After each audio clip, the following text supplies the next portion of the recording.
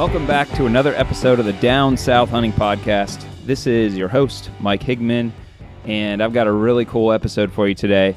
I had the privilege of interviewing John Eberhart again, and this time I brought on David Toms with me to help me out.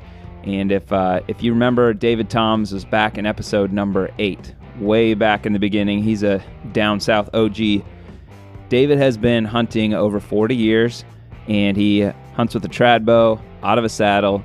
He's a real hardcore guy, so he's the perfect kind of guy to be able to help me out with John Eberhart, who most of you probably know is a hunting legend in Michigan, which I always say this on the podcast. I think I said it to John. I feel like Michigan is the south of the north. It's I feel like the terrain is similar, the pressure's similar, so I think they've got a lot of really cool stuff to help us out with. We talked about hunting bedding areas, rut tactics. We talked about going in blind in different areas, mid-season scouting, different calling tactics. We actually had some technical difficulties when I was recording it. My computer froze up. So at some point, it completely cut us off.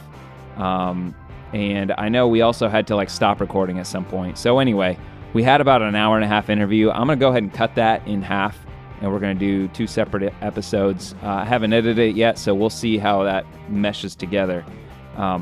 So we're going to do part 1, and then we'll do a part 2 later on. I just have a few things I want to hit on before I move on. First of all, it's really good to be back with y'all. Some of you have been messaging, asking hey, what's going on with the podcast? When's the next episode coming out? And I do really appreciate you checking in with me. It's good to know that actually you care about when it comes out. Life has just been super busy. I'm not going to go into details because that's kind of boring to talk about. But running my own business and just trying to pay the bills and that kind of stuff. And of course, it's sports season with all the kids and all that. It's super busy. And unfortunately, the podcast doesn't really contribute towards paying my bills. So I got to take care of the other things first. My Primalock vacuum sealer bags, which I'm selling on Amazon, those I'm not really making any money on. So I'm going to stop selling them. So once I sell them out, they're gone. And I honestly think they're the best bags that you can buy on Amazon. They're commercial quality, extra thick. The challenge is I just can't charge enough for them to make money on them. I'm just about breaking even right now. So once I sell those out, they're going to be gone. I would highly recommend you get some of those before they're gone. I think right now I'm selling them for about $22 for 2 11-inch rolls. So if you bag your own, if you process your own deer or fish or whatever, I'd highly recommend getting some of those. Some of the things that make them better is there's a place to write on them. There is a tear strip. I put a notch in them so they're easy to tear open. You can't cut the bags originally with that, but when you get something out of the freezer, you can. The bags are really tough, so ripping them open is not always an option if it's slippery. I just highly recommend getting those before they're gone. I think I have about 200 units left, and I'm selling probably about 10 a day. The next thing is Hunting Gear Deals. Website Hunting Gear Deals. It's Black Friday is coming up really fast, and the deals are about to get started. These companies are realizing, hey, Black Friday, there's so much competition. Some of these companies are coming out with sales early. So I'd highly recommend, if you're interested in some deals, make sure you're signed up for our email list. If you just go to the website, there's a pop-up if it's your first time there. It's huntinggeardeals.com. Or you can click on subscribe and get subscribed that way. But all the deals come to your email box every single day that way. If that's not for you, you can just check the site whenever you're looking. And I will be creating a post with all of the best deals for Black Friday, and also a separate post for all the best deals for Cyber Week and Cyber Monday. So make sure you check those out. I really appreciate any help with sharing that. Tell your buddies about it. That really helps us out. Black Friday, the end of the year, that kind of stuff. This is the time of the year that website makes money. So, and just so you know, if I haven't gone over this recently, the way I make money with that website is if you click on one of my links and go buy something, that store will pay me a small commission on it. So I really appreciate it if you're shopping for stuff at these outdoor stores, if you'd use my links. Hunting wise, I have been hunting. It has been taking up some of my time. Don't have a whole lot of exciting stories to tell you about, unfortunately. In an effort to become the most like my listeners, I like to go out and go hunting and hunt for a long time and not see anything. I think probably a lot of you can relate with that. Some of you, based on social media, cannot relate with that because you've been killing some monsters. So make sure you tag at Hunting Gear Deals on Instagram or tag me on Facebook, whatever. Actually, not Hunting Gear Deals. Tag me for the Down South. So that's at Down South Hunting. And I'd love to share your success photos and that kind of stuff. Tell me the stories behind it so I can share that too. But anyway, I've been hunting several times. I hunted the rut up in the Maine area in North Florida. I hunt and I saw one doe. I busted a doe out of a bedding area. I was walking by to get set up in the afternoon, and that was the only deer I saw in that 3-day sit. I went on a public land hunt with my son last week. We had one day on this public area I've never been to, so we did a lot of scouting. He was a real trooper. He's only 8, and we walked a ton. And we got in an area set up in the afternoon over some acorns, and I did have a doe come in at last light, which I would have loved to shoot. We don't have any meat in the freezer right now, so unfortunately it got too dark on us, and we didn't get to shoot that. I had a small buck in archery season that walked by. I called him back in, and just was not able to get a bow shot on him. So that about sums it up. What I do have coming, though, is my sandbar hunt. And maybe I'll do a whole episode on that. Hopefully I'll have some good stories to tell about it. But those are those 500-600 pound deer, wild deer that live up in North Florida on an island. They were imported back around 1900 from Indonesia by a rich dude that wanted his own game preserve on this island. And the state of Florida decided to let them live there, but they have a hunt every year. So it got canceled last year with Hurricane Michael. And so I got a tag this year automatically, and that's coming up at the beginning of December. So I'm super excited about that. One thing I'm really most excited about is I started hunting out of saddle since then, and I think it's going to really come in handy getting in some areas where maybe some other people won't hunt, and also just basically scouting my way in and hunting as soon as I find some good fresh sign. They only let you hunt until 3 p.m., so you got to do all your stuff in the morning that way. Something else I want to talk about with that saddle hunting is I talked about before the season. I think I even mentioned it in this episode when I was talking to John, because this was a few weeks ago, that I needed to figure out something for my platform or for my feet, because what I have been doing is just standing on my top sticks. And I'll try to be quick because I know not everybody's saddle hunting. But if you are considering getting into saddle hunting, or you have done it but haven't gotten all the way in yet, but I would highly, highly recommend some type of platform. I got the tethered platform from Tethered, and like the minute I stepped on it, I knew it was going to be a complete game changer. I climbed up in the stand, and just the fact of being able to just step onto this platform, it's like a hang-on, step onto the platform and get all my stuff together and everything lined up and that kind of stuff, as opposed to like trying to balance on the top step while I get my main line and all that kind of stuff hooked up, my tether. So anyway, if you don't need to use the tethered one, you could use modify a lock-on, or there's some other ones out there. Out on a limb, make some, however it is. But if you're trying to make it work with sticks or some other, like, I haven't tried the ring of steps, but I just imagine like this is the way to go. The fact that you can stand up whenever you need to, you can turn around. It is way more comfortable. There's way more foot space. I wear size 13 boots, so I was just having a tough time staying comfortable, and I know I'm going to be a lot more comfortable doing that. I am not about to give up my climber completely, though. Just for gun hunts and hunting all day or whatever it's going to be, if it's an easy walk to the stand and you're not, there's plenty of trees to choose from and you're not worried about being super quiet, it's really hard to beat a comfortable climber. But I'm definitely going to be using both going forward. I would highly recommend a saddle if you haven't tried it. I got couple last things. I've been getting emails from the state of Florida Wildlife Agency, FWC, and ending today. Now, I'm assuming you're not listening to this like the night it comes out. So November 6th, you need to fill out a survey on the bear plan for Florida. And if you don't live in Florida, I would really appreciate if you would just take a look at it and fill out the survey anyway. It asks if you're a resident, but you're free to fill it out even if you're not a Florida resident. And I guarantee that the anti-hunters are going to be having people from all over the country filling these out. So it's myfwc.com/bear. That's it. All right. I'm really excited about what we've got going here. I just told you in the intro who we're talking to. We've got David Toms and John Eberhart, two guys that I really respect in the hunting world. And we're going to just cover a whole variety of topics. David, could you just give us a quick intro to yourself for people that haven't listened to your first podcast with us, which I think was, I don't know, maybe number 4 or something like that. Just give us a quick intro. Yeah, sure. My name's Dave Toms.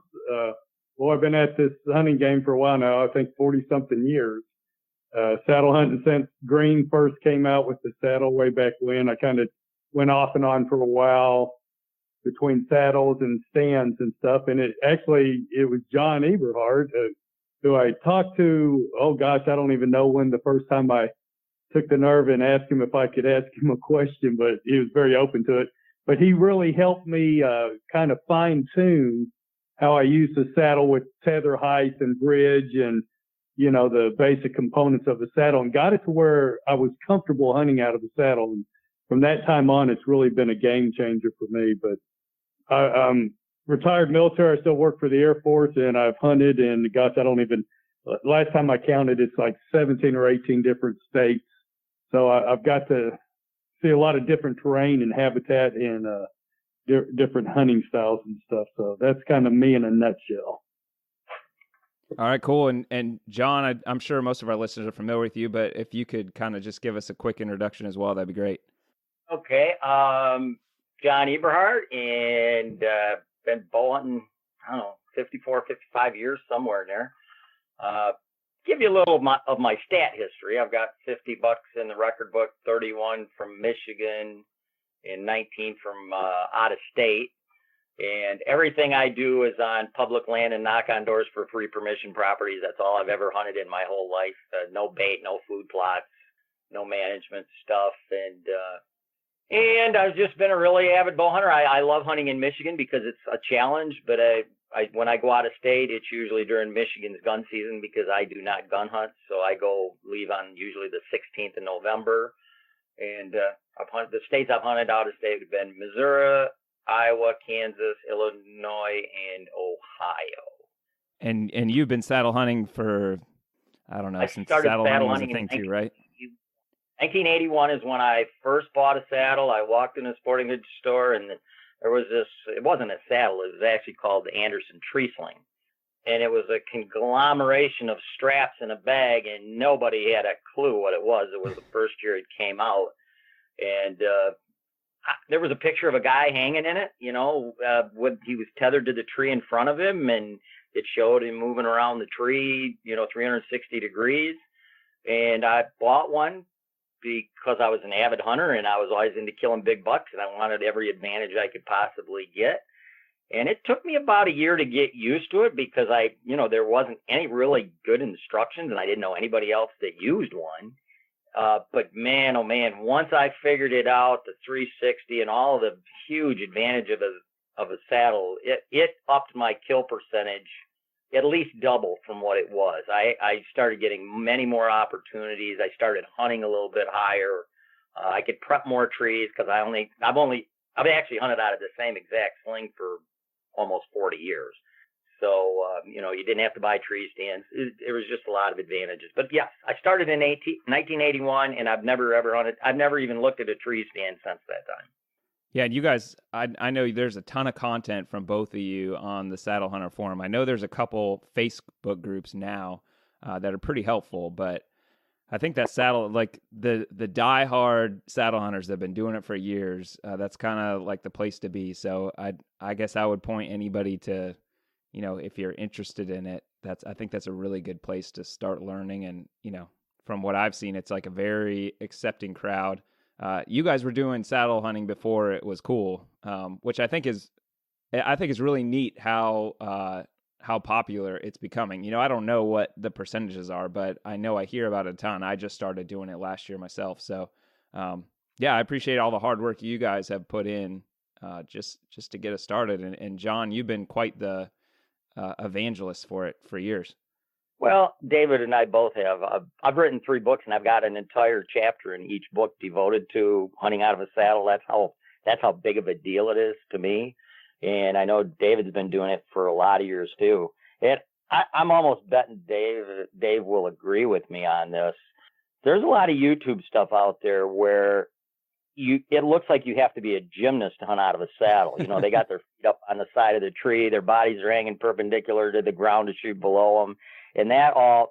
When you see that stuff, that's BS. That is totally false. A saddle is for anybody. You don't have to be a gymnast to hunt out of a saddle. I don't think I've ever shot a deer out of a saddle where both my feet weren't firmly planted on steps or on a branch, leaning on the side of the tree and getting in all these awkward angles. That's not how you hunt out of a saddle. Those are all incorrectly done. And I'm certain David would probably agree with that. Oh, absolutely. In fact, I shoot traditional equipment, and one of the things I always tell people, there's something about leaning in a saddle that just puts me in better alignment for shooting. I'm a better shot out of a saddle than I am at a tree stand bending at the waist. Oh, yeah, I am too. Totally.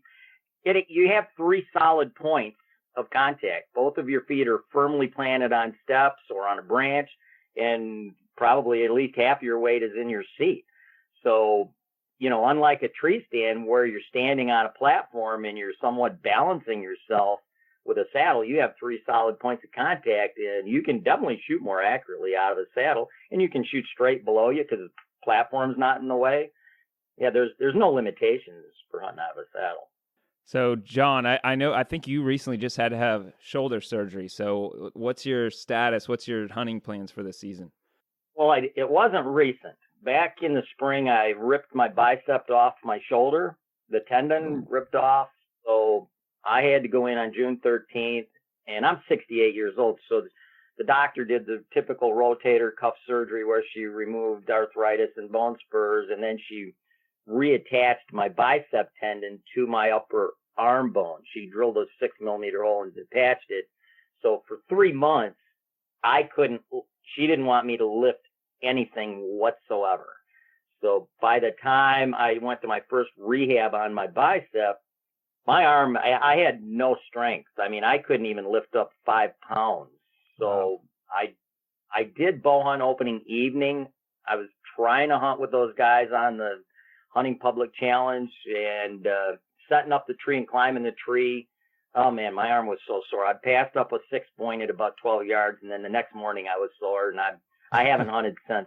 Man, I'll probably start. I'm still working out. I'll probably start in a week or so. Well, I don't imagine you're going to be able to sit out. I mean, and I was thinking, I was like, what could have driven him to get surgery right before hunting season? It must have been awful, but that makes a lot more sense.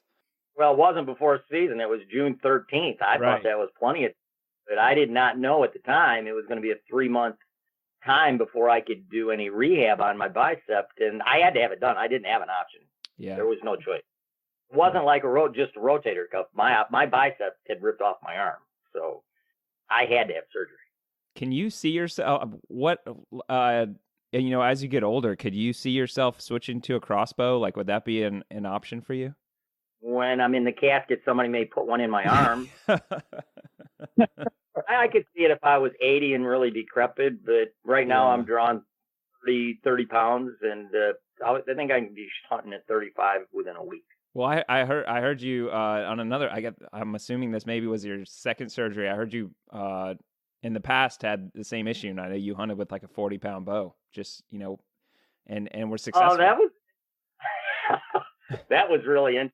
That was in 2008. I just had rotator cuff surgery. And so by the time season came around, I was shooting a 35-pound bow.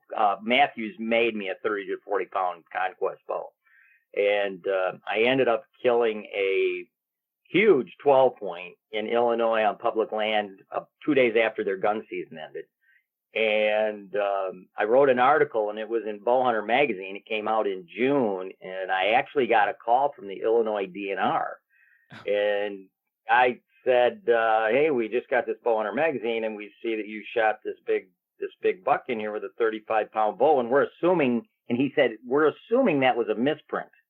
So he led me right into saying, well, yeah, it was a 45-pound bow. It said 35 in the article. That was wrong. Yeah, right. Yeah. So, and I asked him, I said, do you guys call on everybody that writes an article? He said, yeah, we check every article because we got a 24-hour call and everything has to mesh. And he said in Illinois, I think he said it was a 40-pound bow limit or something. Wow. Like So he let me off the hook with the way he posed the question. Well, because it was a misprint, right? Yeah. And now it's a 40-pound bow. Dave, how's your season been so far? Oh, well, I went to Kentucky for 5 days and drew a blank. They had record heat, and I couldn't get on them. But I've been out, I think, 4 times here in Texas and Oklahoma, and I've passed up a couple 2.5, 3.5-year-old, 7, 8 pointers holding out for something better. Yeah. But it's been, boy, I don't know about. I saw Michigan was really getting hammered with the rain, which is something in the South we deal with a lot. But the heat this year it's been terrible. It's 96 degrees the other day, and it's just, those big mature bucks, when it's 96 degrees, they're just not going to get up and move, except for right in, early morning, and then at nighttime, of course, when it's a little bit cooler. Yeah, I'm headed out tomorrow to go hunting, and I believe the high is, it's not 96 though. I think the highs are in the mid 80s. So there'll be a lot of sweating involved. But the area I'm hunting, the peak rut is like October, or right around the 18th to 20th range. So, they're going to breed at some point. So I'm going to get there and see if I can find some cruising deer. Well, not only they're going to breed, but this time of year when it's hot like that, man, you get on those isolated water holes in security cover, man, those can be dynamite. I wish that were a thing. Well, I tell you what, it's been pretty dry. So you know what? You could be onto something. Where this area I normally hunt is usually, there's swamps with water in it every, 200 yards. So they can drink wherever they want, but it's been pretty dry. So, that might be something I really should pay attention to and make sure I'm close to some water. Well, it works best when you're in an area devoid of water other than where you're at. Yes. Yeah. Okay. I don't think Michigan focusing on water holes right now would be a key winning thing after watching that public hunting. Yeah, there's plenty of water, right? That's the perfect transition, because that's what I want to talk about first. Is, John, you already mentioned it, and I just want to say I just listened to the Hunting Public podcast. So right now there's the Public Land Challenge that I think just wrapped up, where several different parties got together to film hunts in John's home state of Michigan, and they recently did a podcast with. John was on it. Dan Infolt was on it. The guys from the Hunting Public. Man, I don't want to leave anybody out. Ted Bright was with Greg and Ernie. Greg and Ernie from Tesla. Greg and Ernie were, yeah. And Greg kind of like emceed the whole deal. And I just want to say that is the best podcast I've ever listened to. It's number 80 in the THP podcast, and just the amount of knowledge that was there. I've definitely saved it. I'm going to be listening to it a couple more times, but I think the biggest thing with it is, I don't know that there was like a ton of like groundbreaking things talked about, but when you take the amount of knowledge and experience that was like put together in that group, and people just discussing different things, to me it carried a ton of weight. So I would definitely recommend everybody listen to that, and then of course watch it on YouTube. Is the Public Land Challenge is on the Hunting Public YouTube channel. So probably most of the people listening to this podcast know of both of those things already. So John, I wanted to kind of get your thoughts on it to start out with, because you were just there for it. You're part of that podcast and offering a ton of great knowledge. So maybe just give me some initial thoughts of how the challenge went and what you thought of it. Well, it was 85. I actually hunted public land on opening evening down in southern Michigan, where it was not raining, but it was sunny and 85 degrees. So I was in the sweltering heat. Up north where I live and where most people were hunting, it was raining. But it was pretty cool. I love the Hunting Public guys, because they're bringing a lot of light to hunting public land, which there hasn't been much light put on that. So they're making guys that are shooting 2.5-year-old 80-inch, 14-inch wide inside spread 8 points in PA or New York. They're making those guys feel like, they're doing something, because everything in the past has been, you got to kill this monster buck because all these TV guys and managed property guys do it. And so first off, I want to really thank those guys for doing that. And I also want to thank Greg and Ernie for bringing saddle hunting to the forefront because of their knowledge of social media, because that's basically what's driving this right now.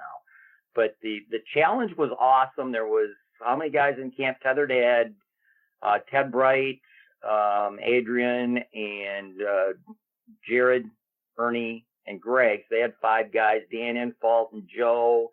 And then the hunting public had 5 guys. Jeff Sturgis came on Monday night, but his dad died Tuesday morning, so he had to leave. Oh, man. Well, it was expected. Obviously, not that morning, but, it was. And there were 2 does killed. Jared shot a doe. He broke both of its legs. Wow. And Joe, who was with Dan, shot a doe. And then I think, I'm sorry, no, Joe didn't shoot a doe. Who else shot a doe? I think Joe shot a buck last evening. Everybody else had left. Joe, I think, shot an 8-point last evening. Huh. Oh, Dan shot a doe. That's what it was. Okay. Dan shot a doe. But the bucks were kind of skinny, and people were seeing bucks that were 2 years old that were like 80 inches. And it was kind of interesting in the podcast. And Dan and I got along really, really well. So I want to squelch all that talk. Yeah. Well, I thought it was great. In that the first video, you just reached out and shook hands, and the past is the past, and we have no issues, and let's enjoy the week. So I thought that was cool. Dan and I have never had any issues. Anyway, we've never talked to each other, emailed or anything. All the issues come from the people on talk forums and stuff. They try to stir the pot, obviously. Sure. Yeah. But I was really happy that Dan did say one thing during the podcast. He said, a 3.5-year-old buck up here in Michigan can be a 100-inch buck or 90-inch buck, because of the sandy soil, and they just don't have a lot of minerals. Yep. Whereas where I hunt in Wisconsin, a 2.5-year-old buck's typically 125 to 140 incher. Mm-hmm. And I was really glad that he said that, because that's a dilemma that a lot of people in, Michigan and New York and PA have. Yeah, I mean, I think he said, there's pressure in both places. There's there's different landscapes in both places, but the main difference is, in my area, the bucks are a lot bigger. So, yeah. And I think he went into the challenge thinking, I'm not here to shoot a huge buck. I'm just going to shoot a whatever 3.5-year-old buck from Michigan is, or whatever. You got to set your standards for where you live. Yep, he did. He said that on a podcast or on a YouTube video prior to the event. Yeah. But it was awesome. Everybody got along great. It was a great camp. Tethered actually had the place, had our thing catered. Oh, nice. Yeah. Just for dinners. There was a catering service, brought dinners every night at 8:30. Oh, man. You can't beat that, coming back to camp and having a hot meal. And so I know in exchange, you did some scouting with the guys with Greg and Ernie? I did, yep. I scouted with them Friday, and I don't want to spoil the Tethered story, but I scouted with them Friday on basically 60 acres, a 60-acre parcel, and we only scouted like half of the property, and we saw 8 stands, so they didn't want to hunt there. So they went someplace else, and they'll post that in the near future. Okay. So I'm not going to rain on their parade. And Jared had an interesting deal. Jared shot a doe one evening, and he went in on this piece of public land by himself, Jared Schaefer, and he got in a tree, and then he saw some guy walking past him, and then 2 other guys came up, and they actually scouted the area, and they wanted to hunt in the same tree Jared was in. So Jared actually said, you know what, I'm out of here anyway. So he got down and left. And while he was walking down this old lane to the road, there was a pop-up blind like 70 yards off the road right in the middle of the lane. So he said hi to that guy as he walked by. And then he went over to another piece of property, and he was going to find a tree to hunt. And this was an evening, obviously. And he ended up seeing this doe out in this marsh browse, and he snuck up on it, got downwind of it, and he shot it at 33 yards. And I'll let him tell the rest of the story on one of the posts. So. Yeah, well, he's had a good season for it. I know he got a buck in Kentucky too. So, off to a good start. Jared's gonna be a killer. He knows what's going on. Dave, did you have any questions about the challenge and all that stuff and all the guys there? Actually, I do. I've got one, John. You started talking about this in that podcast, and I just think it's an area, a lot of people don't understand when they're in high butt density states. But you mentioned, because in Texas, I face similar conditions where there's just not a large number of mature butt densities. How do you go about locating them? I think in some states like Kansas per se or Ohio, I hunt there. I hunt a lot of private land in Ohio, but you can pretty much go in any parcel of woods, and like Dan was saying, a 2.5-year-old buck is going to be something most hunters would shoot. Where on the flip side, places like Texas, some of the southern states, parts of Michigan and Pennsylvania, finding a good mature animal is pretty dang difficult, and you got to put in a lot of time and effort to do it. So I'm just kind of curious how you go about doing that. I don't use cameras in Michigan. I use cameras exclusively at every location when I leave Michigan, because intrusions into cameras in Iowa and Kansas and those other states don't really matter. The deer continue to do what they do, but I don't use them in Michigan. I just hunt sign. I do all my location preparation February, March, and April. By April, I'm done. I've cleaned up all my old spots. I've prepped all my new spots and scouted whatever properties I want to hunt in the fall. And I just hunt sign. I set up at oak trees. I set up at apple trees if there are any on the property. I set up at old primary scrape areas. I set up in transition zones between bedding areas that offer security cover. And then, like, let's say going into a season, I've got 40 trees prepped, which is a cool thing about a saddle, because I've probably hunted 500 different trees since 1981, and I'm still using the same saddle. So you save a lot of money that way. Yeah, you don't need 40 trees. But anyway, yeah, you don't have to buy tree stands, and they're not clunky and heavy and cumbersome and the million reasons I wouldn't use a tree stand. But anyway, and then during preseason, usually, and I think I said this on that podcast, around September 20th to 25th, and keep in mind our season opens October 1, I'll do a speed tour. So let's say I have half of the trees that I've prepped are early season trees. So they're set up around some sort of a food source. They're set up at an apple tree or a white oak or a red oak or a beech nut, or they're set up at a primary scrape area on the edge of a crop field. And so what I do is I do a speed tour, and I do it 100% clad in scent lock, so I'm not leaving any odor. And I try to do it if it's raining or if it's windy, so nothing can hear me either. But what I'll do is I'll check all of my early season locations. I won't check any of my rut phase locations in bedding areas and transition corridors, just my early season destination locations. And basically I'm looking to see if the apple trees have apples, or the red oaks or white oaks have acorns, or if the scrape area that was there last year is active, or if the beech nut has beech nuts. And by going in after September 20th, all of the mature bucks have been rubbed out for 2 to 3 weeks at least. So if there's a lot of doe activity feeding at a particular one of those food sources, there should be some form of buck activity there as well, in the form of rubs, or at an apple tree or an white oak with low-hanging branches in the form of scrapes. And then if the scrapes, let's say I set up on a field edge scrape area during postseason, well, even if the scrapes are active when I do my preseason speed tour, if they're next to an exposed field, if that field's in like hay or beans, something short, I won't hunt it, because in Michigan, a 3.5-year-old and older buck is not going to come out and work scrapes exposed next to a big open field. But if that field is in standing corn and the scrapes are active, then they got security cover next to security cover, and I'll hunt it.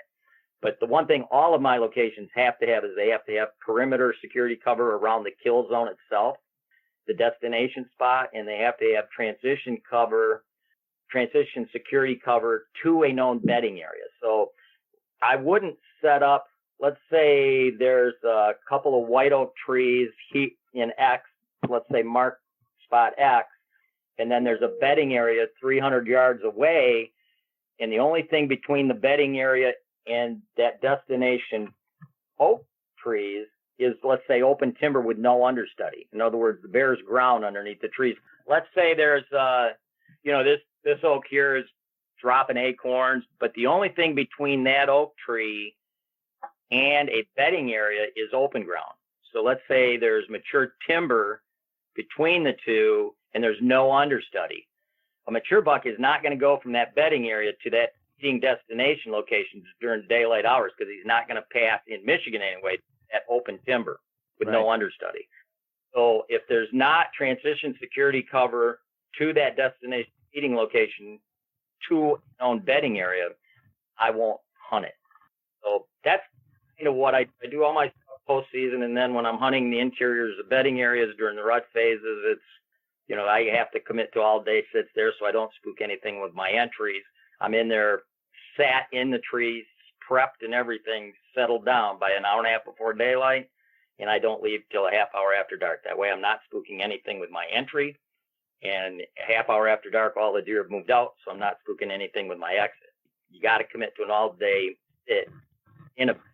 Like, you're not using trail cameras, but obviously you have history on different properties. Like, how are you deciding where you're going to hunt? When you're doing the speed scouting, are you looking at like the size of the sign and trying to determine if there's a mature buck in the area with that, or are you just basically hunting the best food source and you just kind of hunt through your spots until the right deer comes along?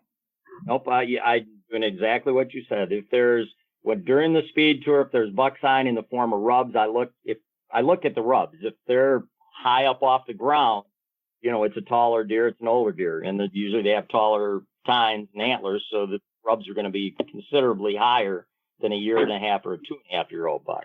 And then I look at the scrapes. If it's a destination feeding location and there's scrapes and they're active, which is very common in at a destination feeding location, then I'll hunt it.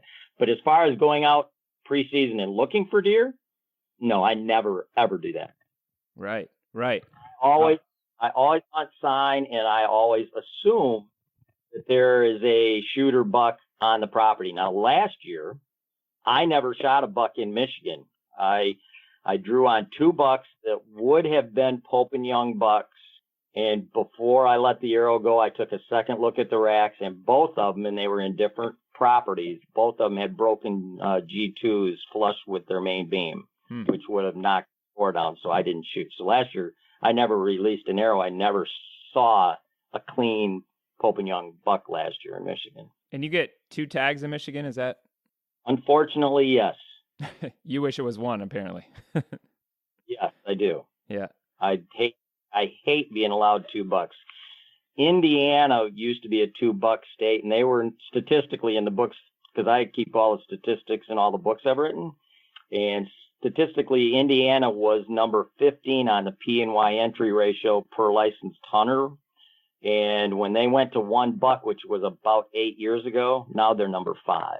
Yeah. So all they did was go from 2 to 1 buck, tags, and they went up 10 spots in the P&Y entry ratios per licensed hunters.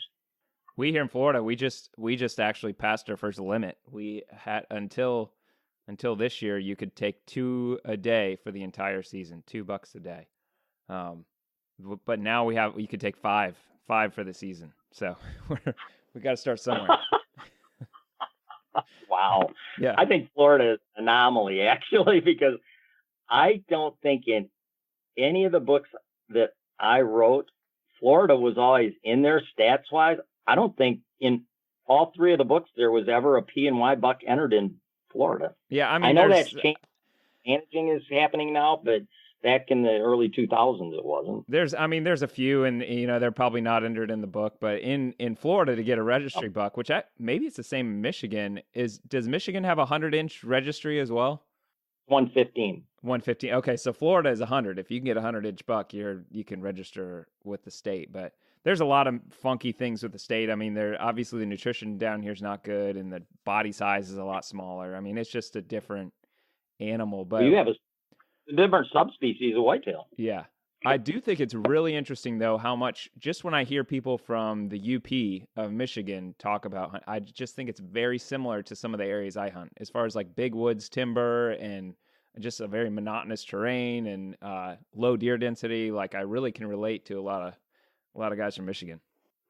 That's very true. The Upper Peninsula, ever since they introduced wolves, is just absolutely terrible. And big timber is hard to hunt. Big timber doesn't have destination locations. Deer just move around and browse. So it's really hard to pinpoint activity. That's my biggest struggle is, people besides me can kill deer consistently. So it is possible. But the challenge is knowing where the deer want to be when it seems as if they could go anywhere and it's almost the same. There's edge and it's just not as obvious. So anyway, let's go ahead. Just real quick, Mike. Ag property is so much easier to hunt. I mean, when I go to Kansas, I actually researched when I first started going to Kansas and even Iowa.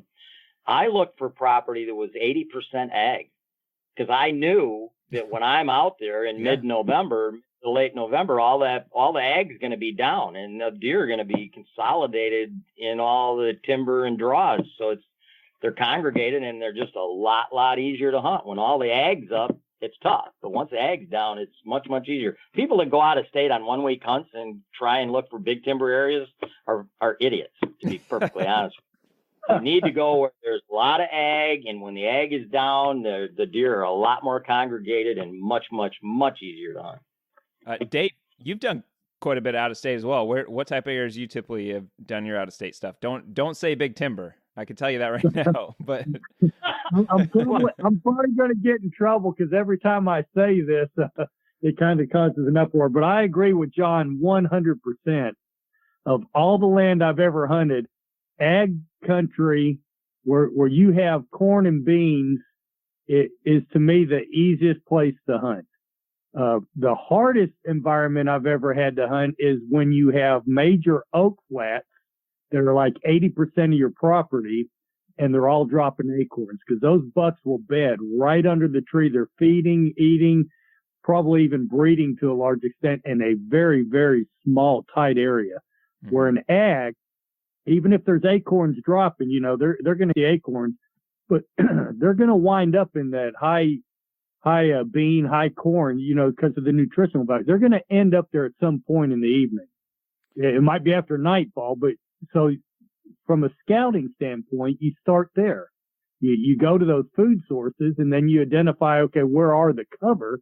Where's the bedding areas from that? And then it's pretty easy to kind of start figuring out, where those travel corridors for mature bucks are. Because like John said 100 times, they're going to find security. They're not going to walk. If they walk around in the open, they don't live long enough to be a big buck in most of your ag states. So that's very true. Another area I find that was pretty challenging was some of the mountainous country like Montana. Even with the ag fields down low, but just getting used to the elevation changes, the thermals. There's just a whole host of considerations when you start getting in, what I call steep country, not necessarily, low bluff or hill country, but the real steep mountains. It can be kind of challenging to pinpoint those bucks down there and to find the thermals that will work for you. Those mature animals, they've been around 3 or 4 seasons and they've learned how to use the lay of the land and the thermal activity. They know when those thermals shift, and a lot of times those mature bucks are going to stay put in their bedding or core areas, I like to call it, until those thermals shift and they get the advantage. And, it's just a matter then of finding those areas where you can manipulate that through a terrain feature or something to hunt them. But yeah, I agree with John 100% on that. Ag country is probably the easiest I've ever hunted. Mm-hmm. Yeah, and another thing, when corn is standing, you're absolutely right on beans. The big bucks in Michigan don't go out into short bean fields. They don't go out into short hay fields during daylight. They'll go out after dark, obviously, but in the daytime they won't. But, they treat cornfields like a bedding area. It's not uncommon at all. The big buck to be bedding in the corn, and then once corn's picked, they have to go bed in the swamp or cattail marsh or something inside the timber. But that's why when the corn is standing, I love hunting edges of corn. You get a couple oak trees on the edge of a standing cornfield. I mean, that's a great location. Which is another cool thing about ag or it's a lot of times people don't want to interrupt their timber. If you got a small area of timber and you don't want to interrupt it until the rut phases, and there's a big cornfield next to it, if you just want to kill some deer for the freezer, take a chance on possibly even killing a big buck, walk the corn on a rainy day or a real windy day, and just stalk the corn. I've shot three does one day in about 2 hours walking a standing cornfield. Wow. Yeah. That's another thing the hunting public guys have really done is, I mean, they have so much video of just shooting deer from the ground. They've done a great job showing, what most people would believe is not possible. Yep. I have to say one thing. Most of the stuff they're killing where they're killing big bucks in Nebraska and North Dakota and Iowa, where, you can do things and get away with things there that you definitely can't do in, some of the pressured areas and stuff. Yeah, I definitely agree. Yeah. It's really like it's kind of a catch-22 when you're doing TV stuff because, they're doing what people had asked for years, and everybody on TV said, well, that's, it doesn't make any sense to do that because nobody wants to watch something where you never kill anything. But,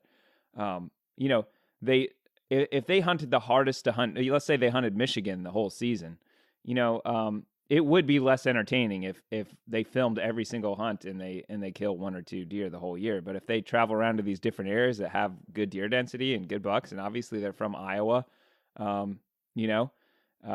it's pretty entertaining. And then they'll try some harder stuff like going down to Alabama just to get a challenge in there. They just did Michigan. So if they had to do them in just Michigan or a PA, they would suck. I'm not saying the hunting public guys would suck. I'm just saying the videos would suck because people want to see. Yeah. Hey, I'm gonna jump to their defense for a minute. I'm gonna say something here. I think Orrin Warbritton is probably one of the most underrated hunters. He just don't toot his own horn. That guy gets on bucks consistently. Yeah. And he's done it in southern states, and I've got a lot of respect for Aaron. When that man talks, which isn't very much in the videos, I pay attention to what he says.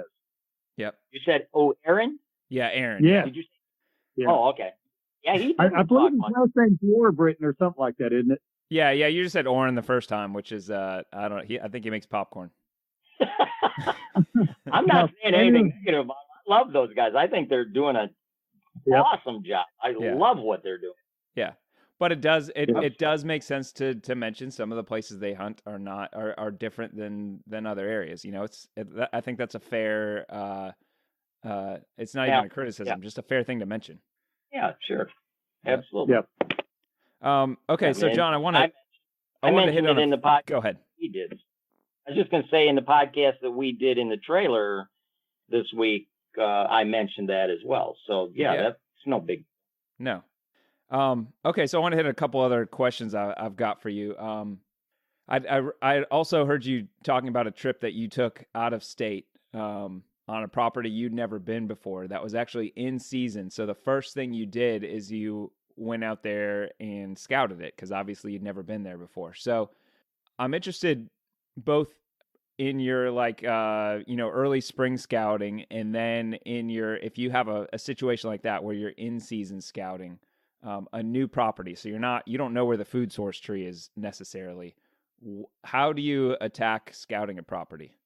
Well, every time I've been out of state, I've never pre-scouted it. It's always been scouting and freelance scouting when I got there. So I don't know which hunt you're referring to. It was the Ohio one where some guys invited you down there because they couldn't kill a mature buck, and you went down. Oh, Ohio? In 3 days. Okay, that was Ohio after their gun season in mid-December. Okay. Do you want me to talk about that particular hunt or just how I do scout in general? Just in general. I mean, the fact that you do it that way every time you go to state. The thing for me is we are in October now. So, we could talk about how to scout in February and March, but everybody's going to forget that by then. So I want to hear how we're going to scout if we're, in season scouting. What are we going to do right now if we got to go scout out a piece of property? Okay, if I'm going to scout in season, first off, I'm a huge activated carbon fanatic. I pay zero attention to wind direction when I'm hunting. So if I'm going to do any in-season scouting, it will be in full scent lock, so I'm not leaving any odor. I will also try to do it on a windy day where something close is not going to hear me. I just absolutely hate in Michigan making an intrusion that's noticed. So, but I'm going to basically, pull up an aerial. I always pull up aerials first, and I'll look for where the swamps are, where the timber is, where the crop fields are. And then when I go there, I'll see if the crops are in standing corn. First thing I'll do is I'll walk the perimeter of the standing cornfield, because that's probably going to be the best chance of killing a big buck, is if there's a transition zone from the standing corn going to another bedding area, and there's some sort of food trees, oak trees in that transition zone. That's going to be a phenomenal place to hunt, because you've got bedding area to bedding area and a secure transition zone with food. So a mature buck's going to feel comfortable moving through there during daylight hours.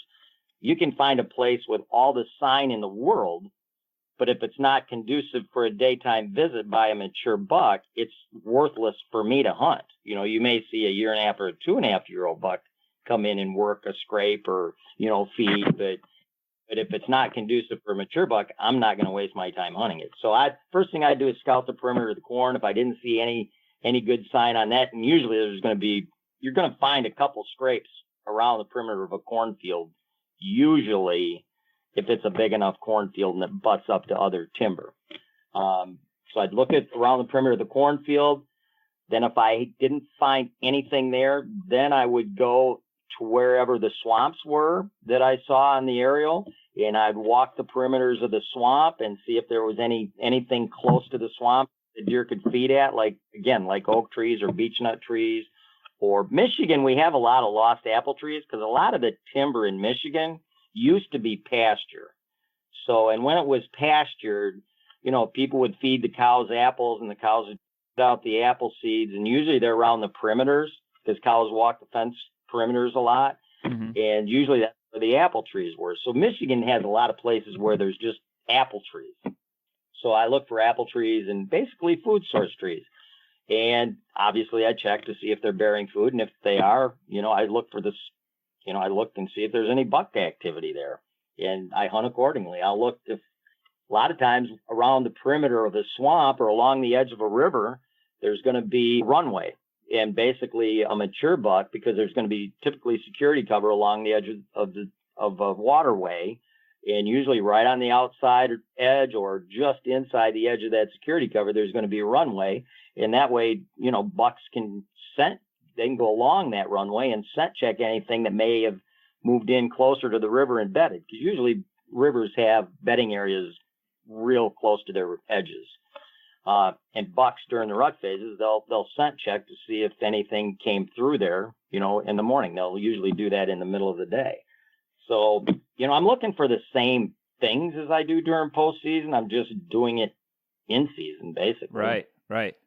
The only thing I don't do in season is scout interiors of bedding areas. I only scout interiors of bedding areas and prepare locations in bedding areas during postseason, because typically in Michigan, the parcels I get to hunt are small, and typically the bedding areas are pretty small, and I don't want to bust a mature buck out of that bedding area, because odds are he won't come back. Michigan's kind of not like other states where you can bump a buck out of a bedding area, a mature buck, and then go back and set up on that spot and expect him to come back the next morning to bed in that spot. It doesn't work that way in Michigan.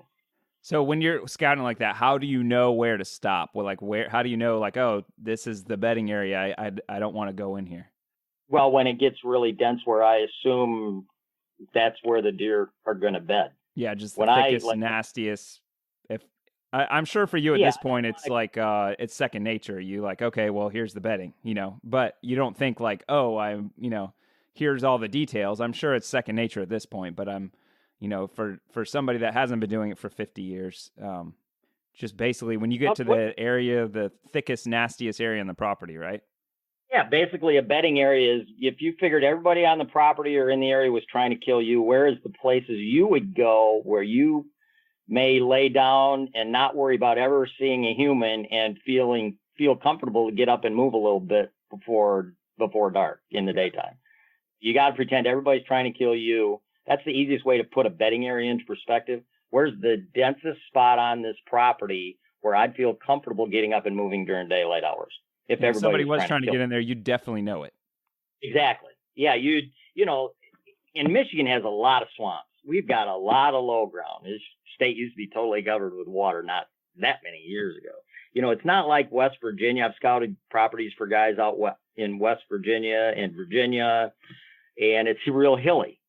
And they don't have a lot of swamps like we do. So deer out there, they bed in totally different areas. They may bed on the downside of a little hill where the wind's coming up over the hill. They can smell anything coming from over the hill behind them, and yet they can visually see anything below them. So it's different in Michigan because we have so much swamp and low ground and cattail marshes. They're just everywhere. And I don't really like hunting cattail marshes that much because they've got to be dry for deer to bed in them. And you have to hunt on the ground, obviously, because there's no trees. But the biggest buck I've ever shot in Michigan was a state record, and I had to use waders to go through a cattail marsh about 3/8 of a mile to an island. And I killed two of my biggest bucks, and one was a state record. But I like to hunt in swamps that have some mature timber in it and stuff, where there's little dry humps and stuff like that. I love hunting in bedding areas during the rut phases, because mature bucks during the rut phases, there's not a lot of mature bucks here. So usually during the rut phases, your odds of catching a mature buck that's not with a hot doe, is pretty slim. And typically when mature bucks are with hot does, they push those does into bedding areas. That's where they breed them all day. They'll breed them, and then 20 minutes later, the doe will get up and move, and he'll chase her 50 yards and breed her again. And it's all within the security cover of that bedding area. That's where they feel comfortable moving around. So you've got to be in there if you want to kill them. Most people sit on the perimeters of bedding areas. There's 30 runways in and out of a bedding area, and they're sitting on one or two of them. They can shoot maybe 2 runways from their tree.